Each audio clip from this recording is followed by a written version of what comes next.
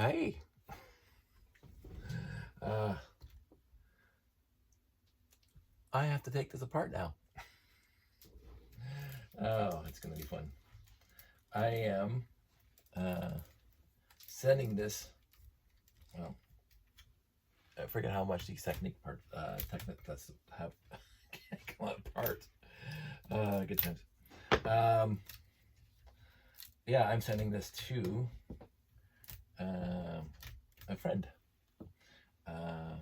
Not halfway across the country, but still, he's a fellow Technic fan. Probably a little more of a Technic fan than I am. So since I happen to have two, I said I have no problem parting with one. And he likes the cars. He gets the more recent ones from the stores and such, and orders whatever. But he never had a chance to own this one. I of course bought one of these off the store shelves back in the day, and I got another one in a used lot. And I'm not saying I could possibly build a third one. It does not like the space shuttle, but oh, here we go. I'm going to. I don't have the original instructions. I mean, the printed instructions are a little meh, hard to follow, but I'm going to try to print off the best copy I can and send them over. You really have no idea how but the original Technic sets together, especially one that's this complicated. I mean, the space shuttle is complicated. To me, it's the most complicated set they ever put out. But this one is also as complicated. And again, I'm going to apologize to my friend. You can see the yellowing of the white. I can't get around that. So it is what it is. But I also said I would pack it up complete. And but he says, where's the fun in that for him? He wants to be able to build it. So here I am, taking it apart.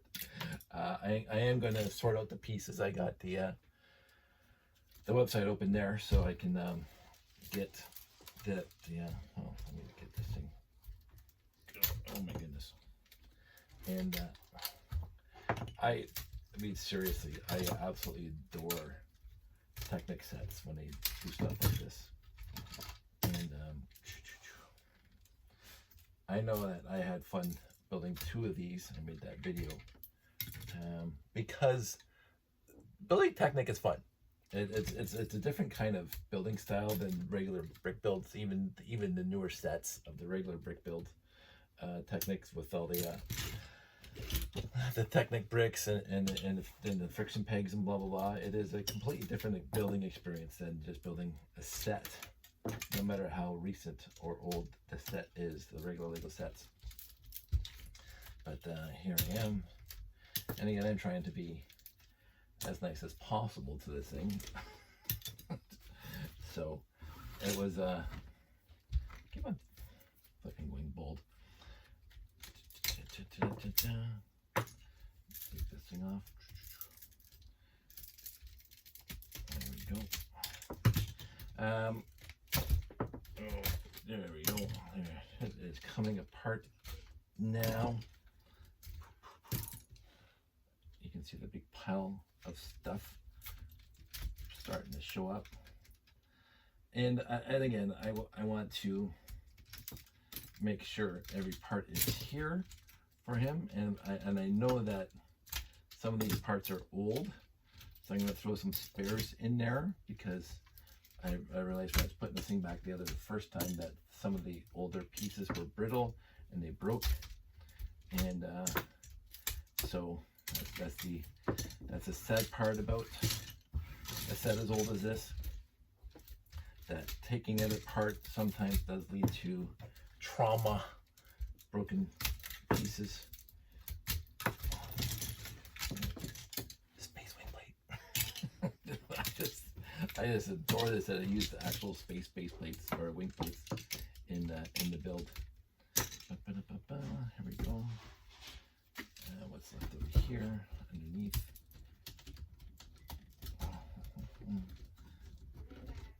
Okay, so oh my goodness, now it comes down to this, the base model, the base frame.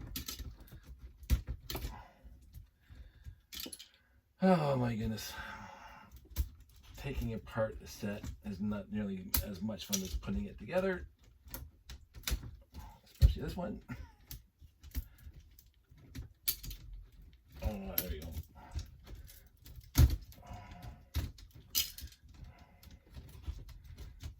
Come on. You think I'd be used to this by now? There we go. Come on, come on, come on. That is not coming apart nicely. What is going on here? All right, I have to get some axles going. So this is what I'm going to be doing with my evening. I wanted to talk to you guys about life, universe, and everything, and how life is interesting. But what's in my head, I don't know how it showed up, and I don't know what started these thoughts, but I want to talk about grade 5, which I actually calculated in my head. Well, in grade 5, you're usually 10, and so I would have been 48 years ago. Grade 5 for me consisted of Mr. Popov at Winona Public School.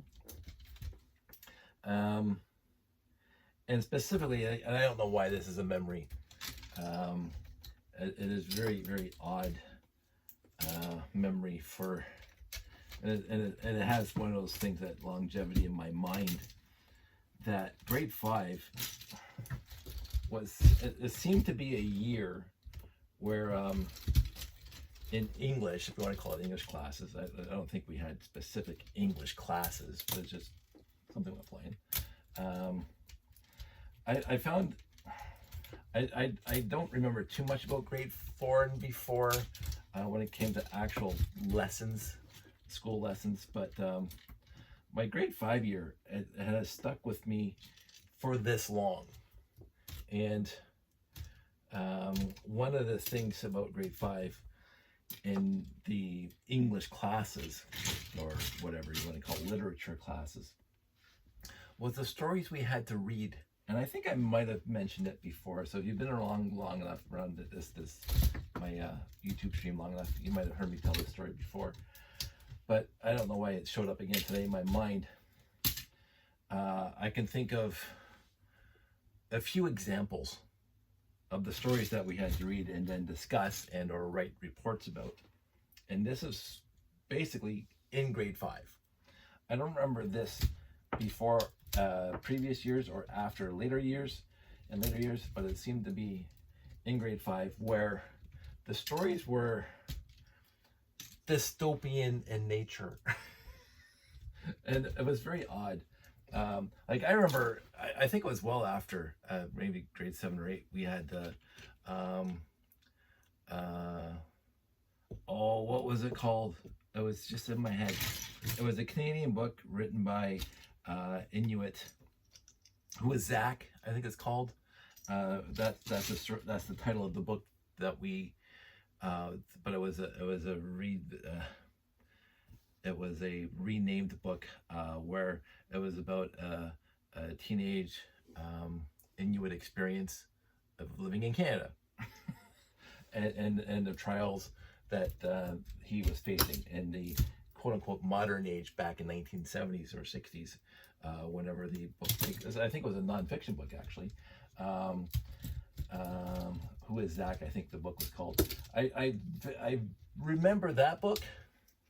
It was dystopian, but I think it was a non-fiction book, so of course, and it was about,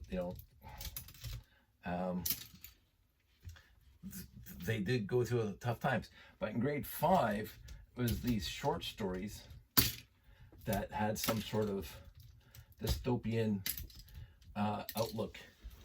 And it seemed to me, even at the time, I thought, after that year of at least a half a dozen stories, and I think I remember 3 or 4 of them, where I thought that was an odd year of reading material that we had to use or to read. And because I do have a vivid imagination, and so when you have stories, like a good, well, I love books. I've always loved books. I love stories. I loved Harry Potter. We won't talk about the author, but I love Harry Potter. That the entire year of reading was all dystopic, if I want to use that as a word, and not a lot of sunshine. and again, I fully understand that life is not all sunshine and rainbows all the time, but it was like an entire year of it, and that kind of wore a little thin after a while. Let me just push this out. I'm amazed that this thing is the way it is, because you build them well when it's hard to get them apart too. And so I'll try to remember one example. I remember a few. There was one, it wasn't the worst. It was a kid in the Philippines, I think, or whatever. They were out in some warmer climate where they canoed, paddled around, and caught food out in the oceans and stuff like that. And this kid was talking about his daily adventures. And then a big swell came and knocked him off his little boat. And so he was standing on a rock. Basically, the rock was just underneath the surface of the water. And so he's, whatever, the water's up to his ankles or whatever. And the shore is way over there. And he goes, oh, the people from the shore will come and they'll see me waiting. I didn't show up, and they'll come and rescue me because it's too far for me to swim. And he starts pontificating on the various aspects of rescue. And so he's in his head, he says, oh, this could happen or that could happen. This person from the tribe could come and get me, whatever it is. And then closer to the end of the book is the sun setting, and he's still, how am I going to get out of the situation? What have I failed to consider here to get out of this situation? And the very last paragraph, the very last couple lines of the book, he notices there was something in the water, in the dark water, that was drifting towards his feet, and he kept on pushing it away like he thought it was a piece of flotsam or whatever. He didn't mention in the book what it was, but his very last line was, oh, I didn't consider this, or something like that. I didn't consider this as a way out. And so the teacher asked us, well, what do you think happened? And I, of course, have a million visions in my head of a giant squid or an octopus or a shark, whatever, killed him, right? And the teacher goes, that seems to be the common response, because the book is ambiguous as to what happened after that, because that's where the story ends. And I thought that was really, really odd. Thank you for that, because now I'm imagining the ending. So that was just one. Another one was a guy takes his car to the car wash, and it's an old-fashioned car wash where you have to hook it up to whatever, and it pulls it through, and he's talking to the attendant, whatever, and it's almost like a Twilight Zone episode where he waits 5 minutes and he goes to the other side and his car doesn't come out. And so that's the premise of the story. And then he starts talking to the guy in the car wash, and the guy in the car wash says, you didn't bring a car here. And so it's like just like a Twilight Zone episode. And then in the end, the guy's running frantically around calling the cops, and nobody's believing him that he brought his car in for this car wash. And then he notices in the display window of the shop, because it also sold used car parts, he recognized his headlight, because his headlight has some special mark on it, like a V or something. And the headlight itself was in the store window at the end. That's how the story ended. I'm going, well, that's just like, really? Like, I want happy fluffy sometimes. There was a few more, and this is the one that really sat with me for the longest time, because it's kind of science fiction horror kind of thing, where the kids, and I think if you've been here long enough, you heard me talk about this before. The kids they found an old barn out in the woods behind their houses in the little town, and in the forest, and they go into the barn, and in the corner of the barn there's this nebulous, sparkly thing that they don't know what it is, but they get this feeling of dread when they approach it, so they don't go near it. And then they found a sick cow out in the field, and they said, "Hey, let's see what happens when we push a sick cow into this." And they pushed the sick cow or whatever animal it was into the thing. And the thing starts churning and like gulps the cow up, and it starts turning red and flashy, like. Hey, what you bringing? I don't like that. Where's mine? Hello. Where's mine? It's water. Oh. So, you make them. I'm taking this apart. Why? I'm taking it apart because I have another one right there. I don't need two together. Fair enough. So. No, nothing. No, you. Have a good night. So anyway, this thing just kind of like gets all sick because of this dead cow or whatever, this bad cow, and bad cow disease. And so the kids, and they're young kids, they're like young teenagers and stuff like that, and so they learned, they put a mark on the floor around that thing, so do not approach this thing closer to this, and they were having fun in the barn because that's what you do. They have this unknown entity that eats cows and starts churning around. Let's just hang around the room. And then the parents find out or something like that, and I can't remember what happened was. Some bad stuff happens, blah blah, and then in the last paragraph it says, we still got the plane in the barn, we just ignore it. I'm going, what kind of story is that? and I think the very worst one, because of course we talk about scammers and stuff like that now. The story was a guy reads in the newspaper that if you give all your money to X, Y, and Z company, they will transport you to a happy place where it's sunshine and rainbows and food, that all the food you can eat and blah blah, and the air is fresh and blah blah blah. And the guy goes, this is a lark, this is a farce. So this guy figures out how to con the cons by faking that he's going to give them the money.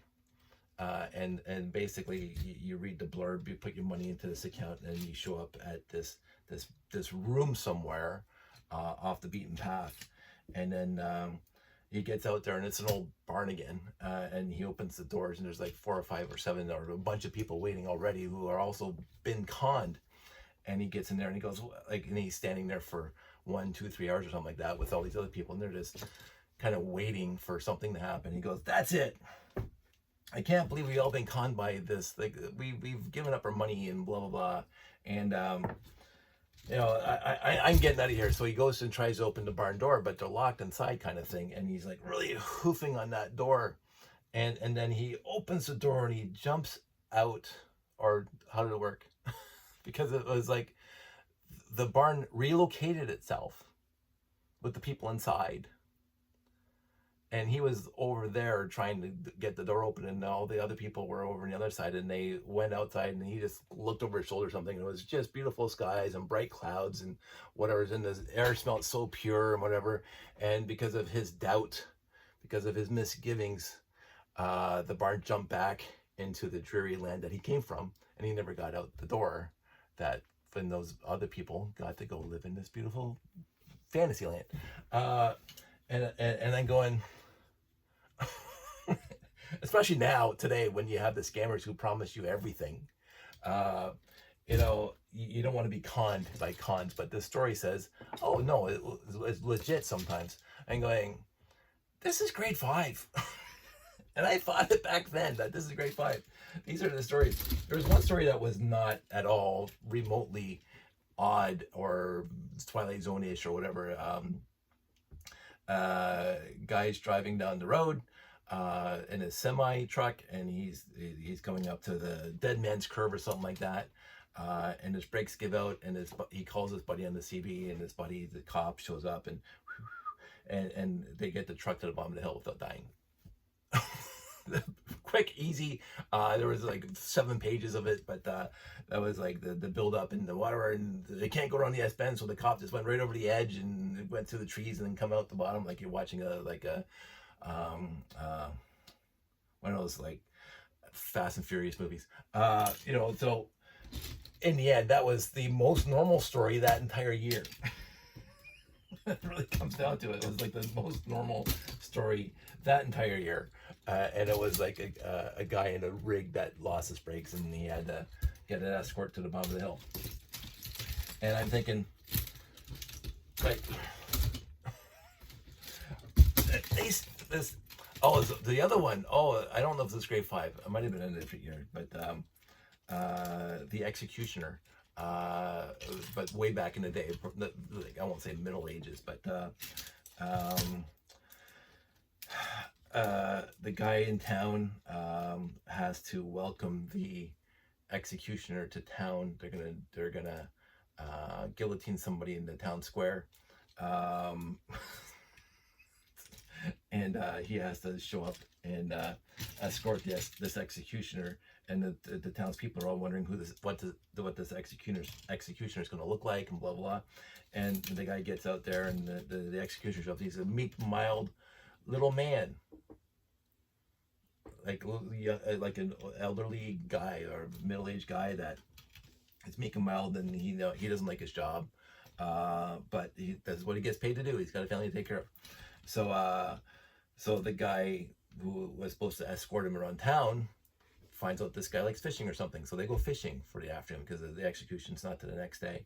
And whereas the townspeople are getting all irate about this executioner being in town because wherever the executioner goes, bad things follow. So they start ruminating and getting all their backs up, and they said, we're not gonna have this guy come into our town and kill people and execute them and whatever.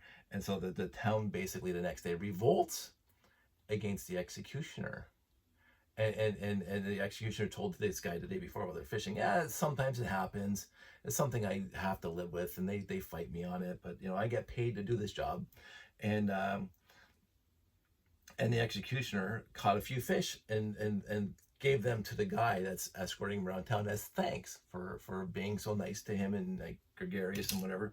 And the guy is like, he's trying to get around the fact that this guy's here for execution to kill Buddy, and he's just a sweet, kind, innocent, nice guy.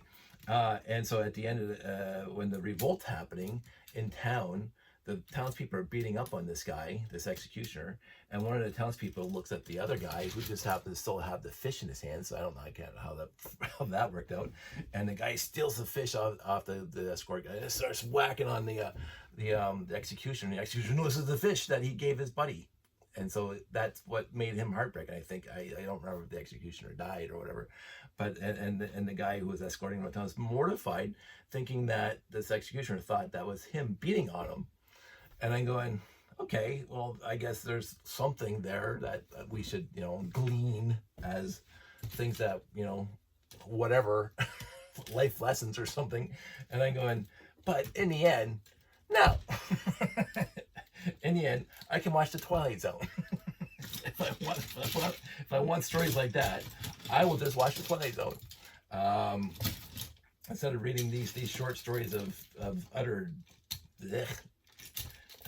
But in the end, we had to take the course we had to sit in class and talk about these things. And I'm going, this is 48 years ago. And I remember those stories, I don't remember all the details, but I remember the general plots of these stories and how, I guess they're supposed to make you feel uncomfortable. I don't mind feeling uncomfortable when it comes to certain things. I think that we should all expand our ideas about right and wrong and good and bad and blah, blah, blah. And sometimes it takes a parable or whatever to...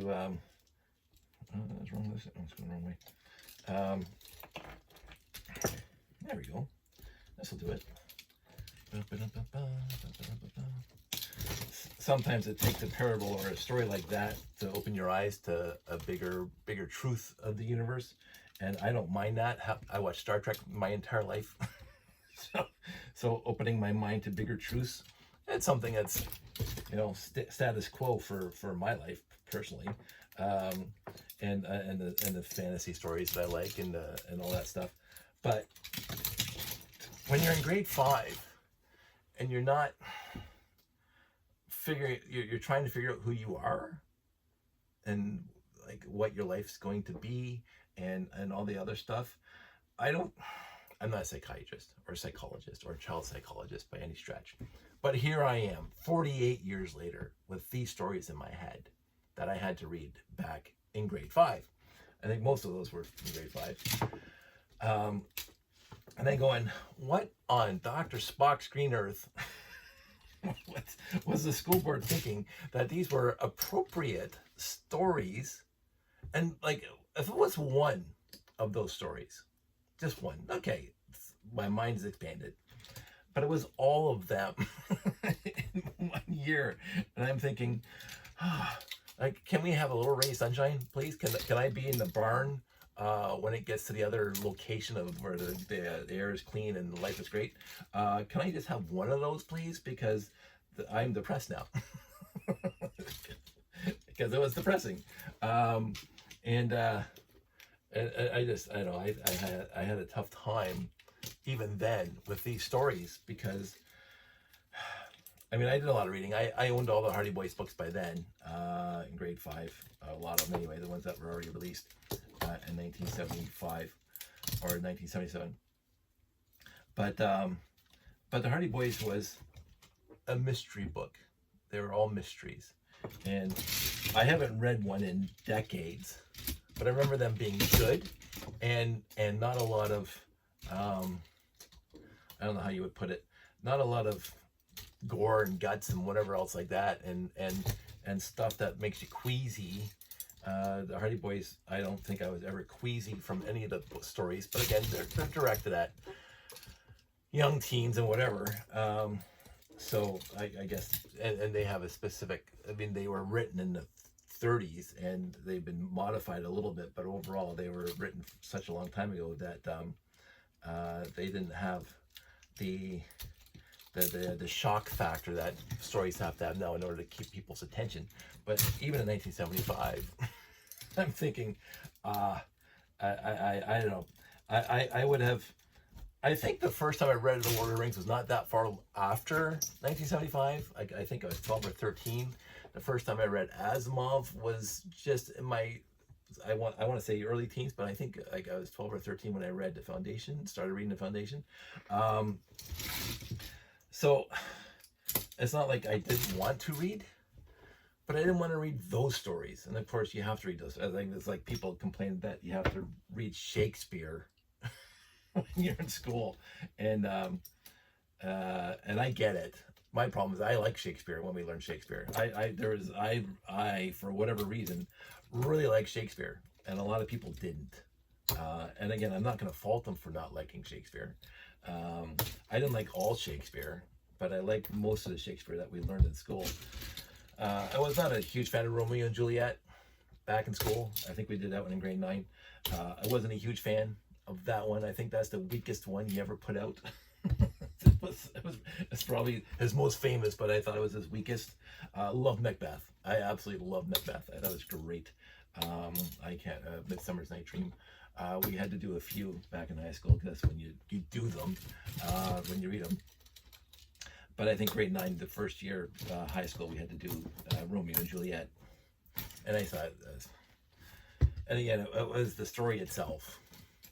It was so, I don't know, even people are now re-evaluating Romeo and Juliet. They think Romeo was a bit of a cad instead of like this role model of love interest guy that he was basically using a younger girl.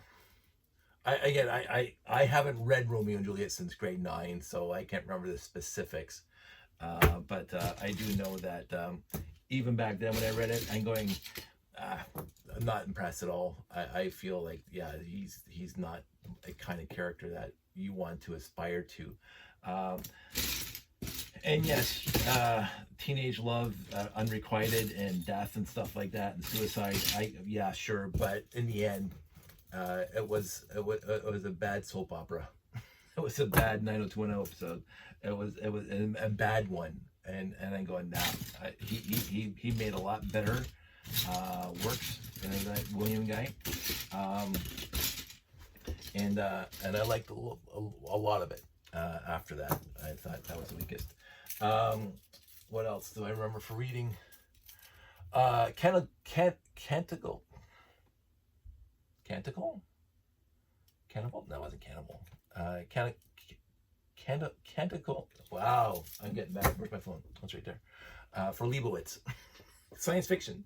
I like that story. It wasn't fantastic for a guy who read a lot of science fiction even back then. It was a little weak, but still, I was captivated by the story, and because it was science fiction taking place in the future, but still harkening to the past, to the Middle Ages. I enjoyed that one. It wasn't great, but it was better than non-science fiction. So there was that. I'm trying to think of other stories that we had to read back in school, in English class. We did some Jane Austens. Everybody does Jane Austens. They were fine. I do like modern takes on Jane Austen stories in the movies, but did we read The Handmaid's Tale? Yes, we did read The Handmaid's Tale. And honestly, I know it's such a huge thing right now. I don't remember the story literally at all. It's been that long. I know it was good. I know it's poignant. I know it's a slap in the face to people who are not paying attention. And it's amazing how a story that I read back in grade school or probably high school, is coming back full circle and becoming like on the main stage at which should be like, I don't know if you should be impressed or crying right now. Because I do get in some discussions with people who want to remove all the advances and equalities that women have had over the past 100, 200 years, and they want to remove it in one generation. And it's like, are you kidding me? So that was The Handmaid's Tale was not a textbook template as to things that we should be doing. It was a warning as to things we should not be doing, but people are not understanding that. What else? I honestly can't remember right now other stories that I had to read in school. But those ones are the ones that stick out in my head. So, take it as it is. I am just in awe sometimes as to the 70s was an interesting time. The 70s was past the 60s. And okay, so we get into this topic, by the way. But dystopian views. The 50s, where, Leave It to Beaver and all that stuff, where people had this huge optimism for the future. The space program started, the infrastructure of the society was there, and everybody had a home and 2.2 kids and money. They were working full-time jobs and they were building great big wonderful things. So the future looked bright in the 50s and even into the 60s. But I think the 60s, for good or bad, the 60s, they started becoming more, I won't say introverted. You look at the movies from the 60s, they're quite extroverted, and a lot of them don't make sense. Yeah, on LDS or something. Yes, I said LDS and I meant it. Deep Star Trek cut. But the 60s were, I was born in the 60s, but I don't remember the 60s because I was born late in the 60s. But I've seen a lot of stuff from the 60s and the movies and the TV shows and the whatever else is that made me say, I'm glad I was not cognizant in the 60s because I probably wouldn't have liked it as much. I grew up in the 70s, and the 70s with all its many faults, and the end of free love that the 60s was all about because of all the STDs and all the different other things, and then into the 80s where you got the rude awakening of society isn't that great, that the previous 2 decades were talking about how great everybody and everything is in the society. The chinks in the armor were showing in the 80s. For me, but because I lived it, I think I grew up in the best time for me. I don't think I would have liked being in the 50s with the regimented, I don't know if regiment is the exact right word, but the nuclear family and the father is the head of the household and blah blah blah, and the kids should be seen and not heard. Not a big fan of that. Even though a lot of that lasted into the 70s, at least in my environment. My blessing is that my parents were awesome. So and they encouraged us to be what we wanted to be and do what we wanted to do, because they knew that what we wanted to do wasn't going to be getting into mischief and or trouble with the law. So we were left to our own devices a lot, which again I really liked in the 70s. For us 70s kids in a small town, when they say be home when the streetlights came on, that's exactly the way it was. That's exactly the way it was for us. We got to have so much fun. And again, I fully am aware of my blessings, my whatever that word is, because my sister couldn't do the same thing I could do back in the 70s. She was not allowed to be out like I was, or my brother was, but more me because of who I am, about going out and having fun. But when I was in the 70s, I didn't notice that. So you grow up after a while and you start noticing things, even people as oblivious as me. But for me in the 70s, my life was great. So hanging out with my friends and riding our BMX bikes everywhere, and just being kids. And I find a lot now that kids can't be kids as much anymore, and that is truly sad that the kids have to grow up faster now than they ever did before. And again, maybe that's one of the reasons why I didn't like these books, these stories, because they were putting more adult ideas in my head at the time. I was 10 years old. So I wanted to live in naivete, shall we say. I wanted to still just, play Lego and hang out with friends and not worry about big, huge life issues and stuff like that, whether it's an allegory or whatever towards anything else that happens in life. I just wanted to live my life and be happy and, play in puddles and whatever for a little bit longer. And I think some of those stories changed my ideas about what's going on in the world. And I think for me, and probably just for me, I was a little too young at that time. Again, when I was 13, I was reading heavy duty science fiction books, and Asimov, like, it's not child reading. So, but at 10, especially for the entire year of school that year, and I'm reading these books that I'm going, they made me feel queasy and whatever, discombobulated, I like that word, uncomfortable. I don't mind feeling uncomfortable if there's a moral lesson there, like a true moral lesson, like The Handmaid's Tale. There's a huge moral play there, morality at play. How we think about women in the world and stuff like that. So I didn't mind that, but those stories that I mentioned earlier, there was nothing there for me. Like even the Twilight Zone, a lot of them have, but some of the Twilight Zone at least had some sort of allegory or point at the end.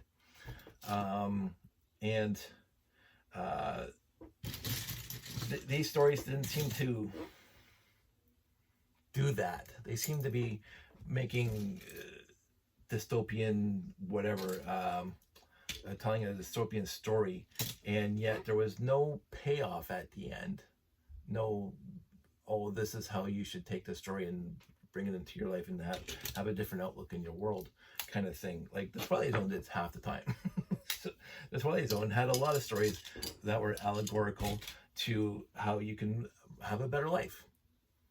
I thought so. Some of them were just really, really unique stories that had a really cute twist at the end, or a hard twist at the end, or whatever. But if you watch the Obsolete Man, that has a huge story, a huge point to make. the obsolete man. It's one of my favorite episodes of Twilight Zone ever, and the bareness of it all, the how it was filmed. I mentioned that before. That right up until the very last scene, that story was profound because it's almost like, okay, so to go off on a tangent, because I like going off on tangents. I was in the play Our Town back in high school. My friend Stephanie was the lead, and she wanted to go into theater. I have no idea if she did or not, but she was very, very passionate about going into theater productions and stuff. So we did Our Town, and I was Howie Newsom. See, I remember this to this day. Some things I just remember like it was yesterday. And Our Town is one of them. I can't remember what grade I was in. I think it was my later years of high school, grade 11 or 12. But Our Town, I think there is a movie actually, but it doesn't matter. The Our Town set is minimalistic, which means like it's just tables and chairs. There's no scenery hardly, so we didn't have to do a lot of scenery builds and whatever. Some plays require a lot of expansive sets. This was basically chairs and tables, and that's it. And the Omega Man, not the Omega Man, the obsolete man, Omega Man. That's Charlton Heston. It's beauty. Deep cut. Omega Man. I'm not saying do yourself a favor. I will not say do yourself a favor and go watch Omega Man sometime. I literally have no idea if it holds up. I literally have no idea if it holds up. I have not seen it in 38 plus years. I think I was just getting out of my teenage life when the last time I actually saw Omega Man, but I've seen it a few times before then, because it was on TV. Hey, Charlton Heston, you're gonna put it on TV. Like it's Planet of the Apes. You blew it all out. Not Charlton Heston. Oh, for crying out loud, I'm getting all my guys mixed up. But anyway, so many tangents. I forgot where I was going with this. Oh yeah, the Twilight Zone. So the obsolete man, the sets until you got to Burgess Meredith's apartment, very, very stark, very, very not austere, minimalist, very minimalist, and the shots across the long table, and when he's up on the dais, brilliant.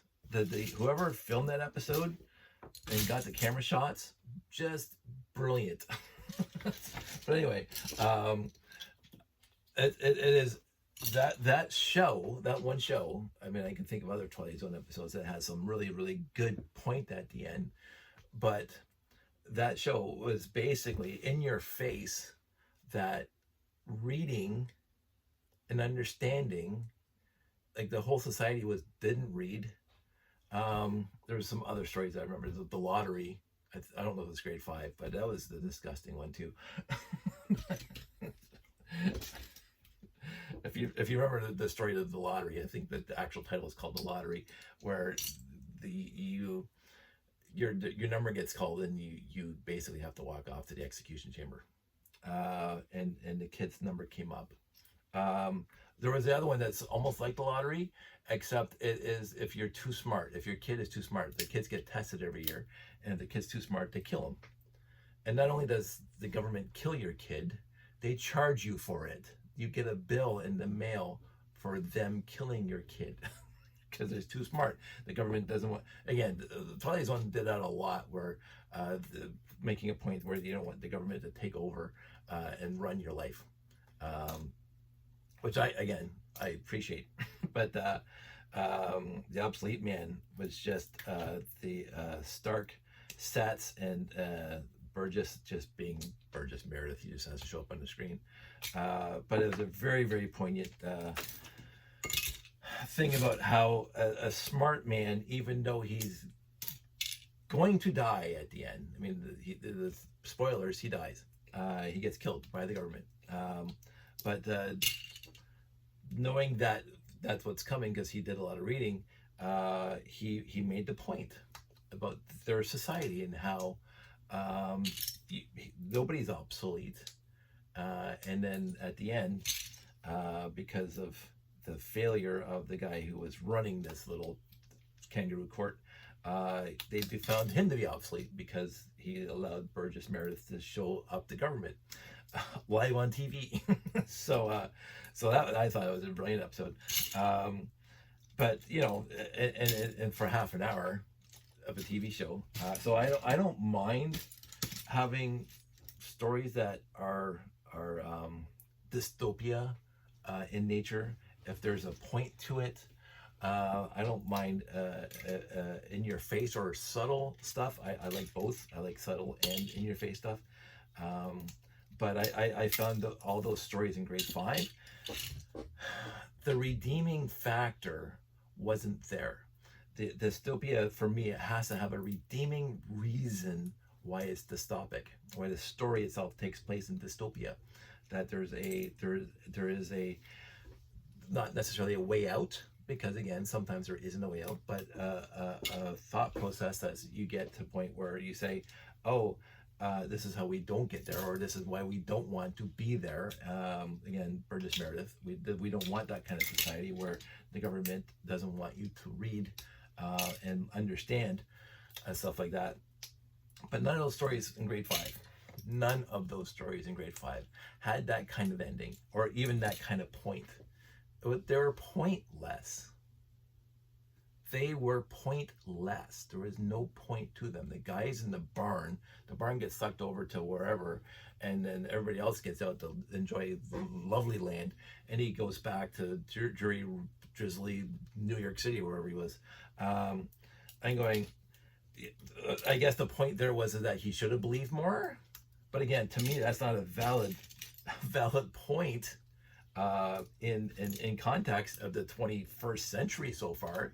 You can't fall for being conned. You have to be, and it's sad to say, but your shields have to be up, your thought processes, because there's scammers everywhere. We get calls daily. Oh, this is duck cleaning. This is Microsoft saying you brought down the internet. Like, and then the emails. Click on this link and blah blah blah. And every year, our team at work gets together for the safety day, and we come up with what we're going to talk about during safety day, and it's IT safety, about your passwords and your fingerprints and your face IDs, and how to notice what a phishing attempt is, and blah blah blah. And it's changing literally all the time and as fast as possible, which is kind of sad. But since I evolved into it, because I've been watching IT evolve for 35-40 years now, that it's just background noise to me. I'm used to it now. I don't get it's not all thrown at me all at once, because I just watched it. I watched it all live happen over the years, from the very first scamming attempts to now where they get deep fakes and stuff like that. And when you pick up the phone and there's nobody there, and you say, hello, they're recording your voice. No, it's not a scam. They are scammed. It's not fake. They're recording your voice so they can put it in their AI generator and have your voice call somebody else. So we do all the research and stuff like that into this stuff, and there's a lot of stuff out there that you have to be wary of, and it's sad, because everybody's always trying to find a free ride, and it's annoying, but it's all part of life now. And could I get all chagrined about it? Yes, that's cute. Yes, I could get all chagrined about it, but whatever. I don't have the mental space to get this is what's going on, because look, I'm playing Lego for the last 42 minutes. so sorry, Dave, your car's apart.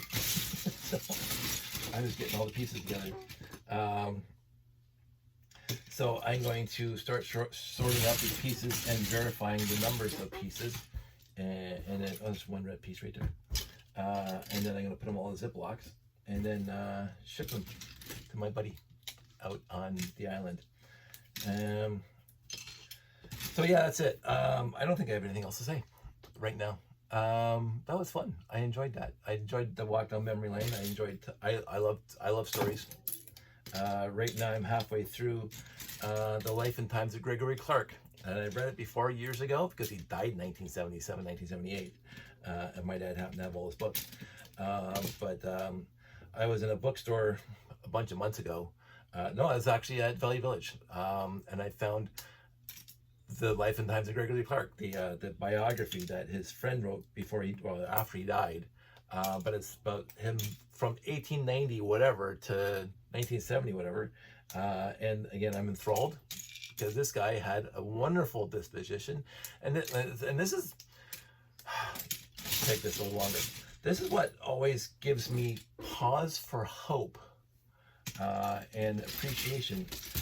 Here's a guy who was born before electricity started coming into people's houses, before people had cars. There were some cars in the 1890s, but not everybody had cars. He grew up in Toronto, Lansdowne, and I can't remember. He mentioned it a few times. Here's a guy who was old enough in 1914 to go off to war because there was a war going on. He wrote for the Toronto, the Weekend Star, if I remember correctly. Anyway, so he goes off to war, and because he's so short, they said they made him a major right off the bat. Now, whether that's, there's more to it than that probably, but he was a major in World War One. He came out of World War One. I think it was World War One. He lost his brother in the war. There's a very poignant story about all the friends he lost during the war because he was at the right age to go off to war with all his buddies that he grew up with, and he comes home, and his dad is there's a story of his dad standing by the window, and I should find it something because it's just such a beautifully poignant story, and I get a little misty thinking about it. I think it's called Howland Avenue, Howland. It could be wrong, but his dad tells him, and before his brother goes off and dies in the next war, that both his kids came home from the war. The dad says both my kids came home, and Greg and his little brother Joe are going, yeah, we're here, pops, and he goes, well, and he starts naming off all the houses along the street. Again, misty thinking about it. And it's a story. It's not even a show, not even a play. It's just a little story. It's a 2-page story in one of his books. I think it's War Stories. I think it showed up in a few places. But his dad starts talking to him about how Mrs. Whoever down the street lost her 2 sons, and over there he lost his son, and like basically the entire street, except for him, this guy, they lost all their sons in the war, and he was fortunate enough and blessed enough that both his kids came home after the war. And he says, be careful when you're walking home. Don't walk down this street. Take a shortcut over there so they don't see you walking down, because they could be looking at their windows. And that's the side of war that happens, especially in 1914 to 1918. It wasn't, there's not glory in it. I've always said, I tried to join the forces right out of high school, college, whatever, but I'm colorblind. They wouldn't take me. I always said I'd love to give back to society. It's like watching Born on the 4th of July with Tom Cruise. People think the glory and the adventure and whatever for war, and you have to stand up to bullies. That's how I always put it. You have to stand up to bullies. You have to do it. Whether or not the Great War was that, I don't care. I'm not going to get into that pontification right now. But World War II is standing up to bullies. And again, we can get into, would World War II have happened if it wasn't for World War One? And again, we can absolutely, that's a discussion for another time that I don't want to get into here, because I have my opinion on that,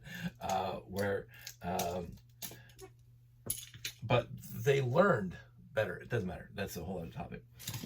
But the kids coming home after the war, and their dad saying, please be very cognizant, be very aware when you're walking in the neighborhood, because there, 7 houses along the street, their boys aren't coming home. Like, that's profound to me. That one line is like, it's profound. It hits hard. and I'm a person, and I always say this, I find it very, very interesting that I was born 22 years after World War II was over. I was born. World War II was just 2 decades before I showed up. That's not a long time. My granddad, my opa, he was born before the Boer War. Figure that one out. And he lived through World War I, and then he lived through the Great Depression, or the Roaring 20s, and then the Great Depression, and then World War II, and then he brought his family to Canada. He was born before cars, mass-produced cars. Henry Ford, I think, would talk about it, 1890, whatever, about mass-produced cars. He was born before cars, and he lived long enough to watch the Saturn V get to the moon and space shuttle launches in the 80s before he passed away. He lived before electricity was in people's homes, to computers are in people's homes. That I find this astounding, how much society has changed in the past 100 years. Well, now it's 2025, 125 years. And how much, and with all seriousness, how much of the human experience has stayed exactly the same, with the grifters and the people who are trying to take advantage of anybody who will, any easy way to make money, which has been around since the dawn of people, which again always drove me crazy. Instead of like go out and get a job, whatever. Anyway, I too many things in my head, too many jumbled up stories that I grew up with. Have affected me and have changed my outlook on a lot of things, and I appreciate the stories that had some poignant point to them. And my grade 5 year, that wasn't anything that was on the radar, and that's I think that's possibly why they're still in my head, because I've been still trying to find a redeeming quality to them. Like a redeeming quality. Yes, they've been living rent-free in my head for 48 years, because I've been waiting for my mind to come up with some sort of justice, some sort of ascertaining some sort of reason why we had to read these stories in grade 5, besides, and this is what I always come back down to, why we had to read these stories in grade 5, because some Dr. Spock graduate from whatever college, I don't think Dr. Spock wouldn't like these stories. And I'm saying Dr. Spock, not Mr. Spock, for those of you who do not know who Dr. Spock was, child psychologist in the 60s. But I don't know what graduating class teacher, whatever, told these up-and-coming professors in schools textbooks that this would be a great idea for grade 5 in 1970, whatever. I don't, 1978, I don't, was it 78, 77? I would have been 10, so 1977. I don't get it. Who is Zach was a good story, but I didn't read that in grade 5. Mechanical, oh, for crying out loud, I can never pronounce it. Mechanical for Leibowitz. Fantastic story. Well, it's okay for science fiction. I was reading better science fiction. But there was a point there. There was discussion points worthy of discussing there. There really was. And of course, Handmaid's Tale, you can spend a lifetime talking about that, and how back in the 70s, oh, this will never happen. Yeah, boy, were we naive. But all those 4 or 5 or 6 stories that I mentioned that I read in grade 5, there is nothing redeemable about those stories. And I can't understand how some adult in 1977 or 1976 decided that, hey, this is appropriate for 10-year-olds. Sure, they're kids' stories-ish, but even kids, like the Bernstein Bears, which, okay, so I was already 10, Bernstein Bears would be a lot younger, they had more of a point. The Bernstein Bears had more of a life lesson point than these stupid stories. And I'm sorry, they were, as I remember them, if I read them again today, I don't know if I'd like them. But I go, they're Trek. they're on the surface interesting. I mean, a barn that hops through and it takes you to La La Land, Happy Land. If you believe hard enough, it's like wishing upon a star. Click your heels together 3 times. The Wizard of Oz is a better story. And I hate to dwell on that, but it's seriously, oh my goodness, the kid on the rock still sits with me because he died, in my opinion. Though the book doesn't say that, but there's hardly any other kind of interpretation you can have. Oh, this is a way out. Credits. It didn't say he got off the rock. The sun was setting and something's brushing against his leg. Wonder what it could be. I think it's like flounder gonna swim in the shore. No. So it's like, I would see what I think about when I invent a time machine. What I'm gonna do with it? I'm gonna go back to 1976 and sit in that room and see what brain dead management school board person decided that, hey, this is a good book, because I'll tell you, I'm gonna have words with that guy. Anywho, that's it. You guys all stay safe, take care, and I will talk to you soon.